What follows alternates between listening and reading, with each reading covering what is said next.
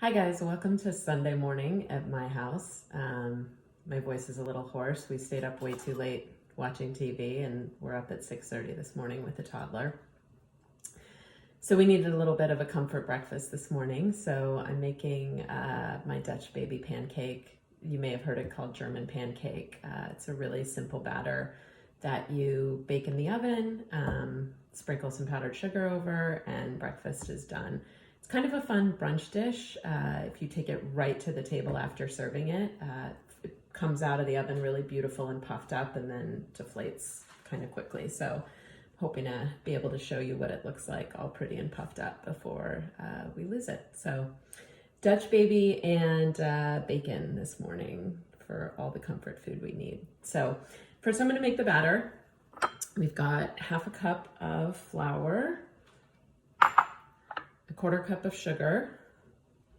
I'm just gonna mix that together slightly.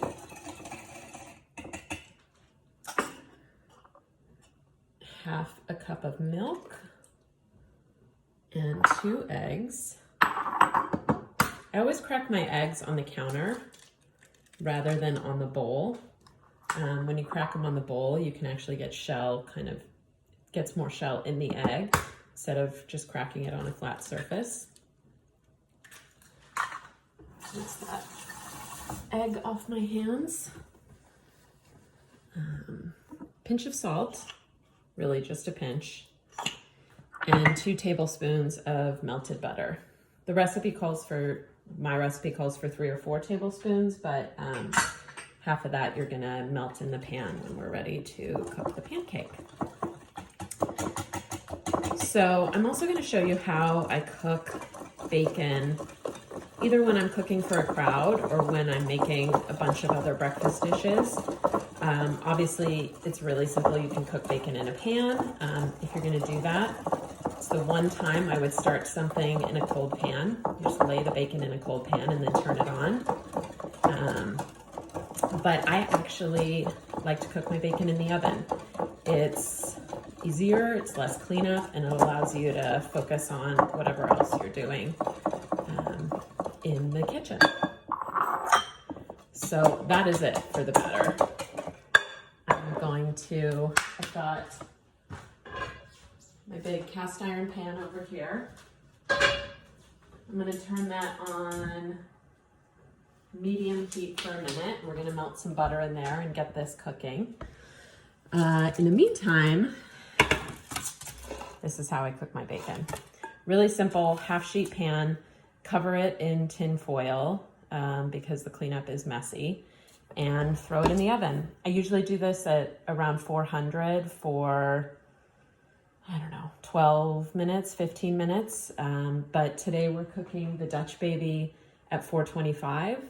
There's no reason to cook them separately. You can just throw it in the oven at 425 and maybe cook it a little less. So maybe 10 to 12 minutes on this. You just want to check it.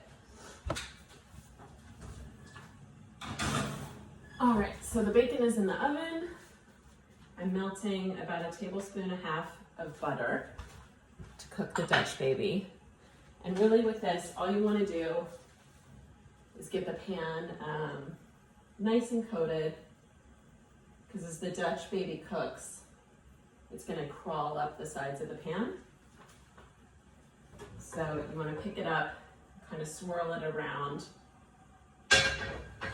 so that the sides of the pan are getting a little coated as well. And then we'll give our batter another stir here. And pour it in.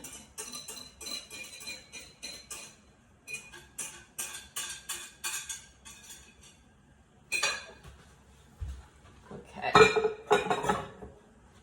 And I'm gonna let that cook for, maybe 30 seconds on the stovetop, just because I like to give it a little head start. And then when you throw it in the oven, it's slightly less cooking time. I'd say you need to cook this in an oven for 425 for probably 12 to 15 minutes. Again, just keep an eye on it.